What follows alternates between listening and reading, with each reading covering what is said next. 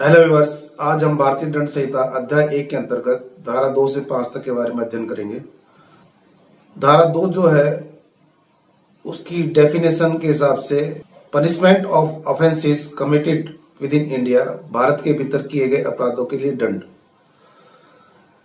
तो जो टाइटल है धारा का, भारत के भीतर, इसका अर्थ जानना बहुत जरूरी है। इसका अर्थ जानेंगे तो जो भारत के भीतर शब्द यूज किया गया है, भारत का भूभाग कितना है और समुद्री भाग कितना है, आकाशीय भाग कितना है, ये सब भारत की टेरिटरी है। इंट्रा टेरिटरी इसको बोलते हैं। तो जितना भी भूभाग भारत का है, जो भूमि क्षेत्र है, उस पर ये दंड संहिता लागू होती है। और जो जल क्षेत्र है वो समुद्री किनारों से 12 नौटी माइल तक, यहाँ पर भारत का आईपीसी संपूर्ण रूप से लागू होती है। 400 नौटी माइल तक समुद्री जो कार्य हैं जैसे खनन आदि का ये किए जाते हैं, इस पर भारत की आर्थिक अधिकारिता है। इसको अनन्य क्षेत्र बोलते हैं। और इतने ही जो भाग है आकाश तक, अगर आकाश मार्ग से कोई अपराध किया जाएगा इतने क्षेत्र के अंतर्गत, वो भी पनिशेबल है विद इन इंडिया। और इतना ही भाग जो है धरती के नीचे भूगर्भ में कोई अपराध किया जाता है तो ये भी पनिशेबल है विद इन इंडिया। तो विद इन इंडिया का अर्थ आप समझ गए होंगे। आप धारा की परिभाषा देख लेते हैं। हर व्यक्ति संहिता के उपबंधों के प्रतिकूल किए गए कार्य या लोप के लिए जिसका वह भारत के भीतर दोषी होगा, इस संहिता के अधीन दंडनीय होगा, अन्यथा नहीं। सबसे पहला शब्द जो है हर व्यक्ति। सामान्यतः जो है व्यक्ति एक चलते फिरते मानव प्राणी का घोतक है, लेकिन यहाँ पर विधि द्वारा भारतीय दंड संहिता में धारा 11 के अंतर्गत व्यक्ति शब्द को परिभाषित किया गया है।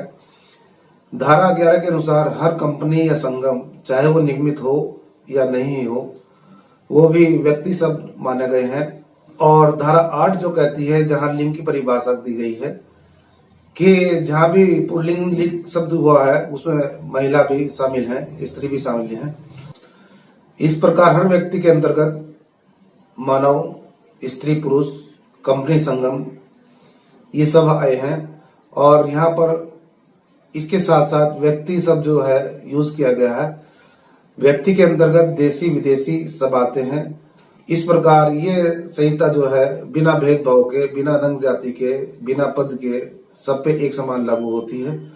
लेकिन इसके कुछ अपवाद है। व्यक्ति शब्द में जो है किस किस को छूट मिलेगी, कौन कौन इस संहिता के अधीन दंडनीय नहीं होंगे। तो राष्ट्रपति और राज्यपाल चूंकि अपनी पदीय स्थिति में कार्य करते हैं और उन पर ये उन्मुक्ति प्रदान की गई है, उन पर आईपीसी के प्रावधान लागू नहीं होंगे।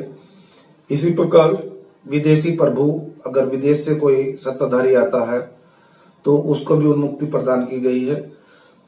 शत्रु सेना यदि युद्ध अभ्यास के दौरान या जब युद्ध होता है पकड़ी जाती है तो उस पर मार्शल लॉ लागू होता है। भारतीय दंड संहिता की अधिकारिता के अंतर्गत नहीं आते हैं। लेकिन अगर उसके अलावा कोई व्यक्तिगत कार्य ऐसा करते हैं जो आईपीसी के अंतर्गत दंडनीय होगा तो वो भी इसके अंतर्गत पनिशेबल है। विदेशी सेना अगर भारतीय सरकार की परमिशन से भारत में रह रही है तो उसको भी उन्मुक्ति प्राप्त है। लेकिन अगर वो विदेशी सेना कोई कार्य ऐसा करती है जो भारतीय दंड संहिता के प्रतिकूल है तो उन पर भी मुकदमा चलाया जा सकता है। विदेशी पोत उसको भी इस तरह से उन्मुक्ति प्राप्त है जिस तरह से विदेशी प्रभु को, क्योंकि वो विदेशी प्रभु की संपत्ति है, इसलिए उसको भी उन्मुक्ति प्राप्त है। इस परिभाषा का हर व्यक्ति के बाद संहिता के उपबंधों के प्रतिकूल शब्द का क्या अर्थ है। देखिए, जिस समय संहिता का निर्माण किया गया लॉर्ड मैकाले द्वारा, ऐसा प्रतीत होता है कि व्यक्ति का कार्य यदि अगर साधारण अपवाद के अंतर्गत आता है तो उसको शायद अपनी सफाई का मौका भी ना दिया गया हो।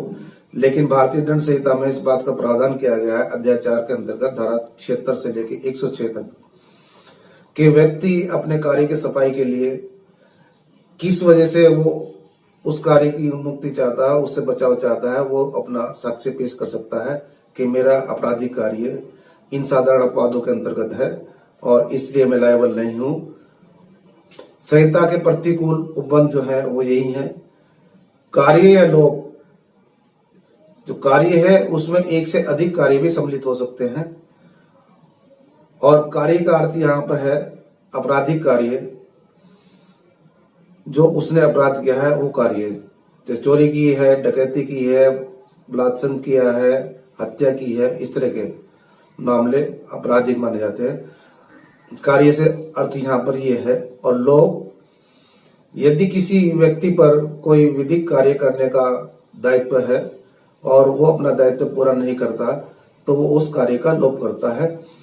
उदाहरण के तौर पर बताना चाहता हूं कि कुछ अधिनियम ऐसे बने हुए हैं जिन पर आदमी स्वयं ही लायबल होता है, जिस प्रकार आयकर अधिनियम है भारत का।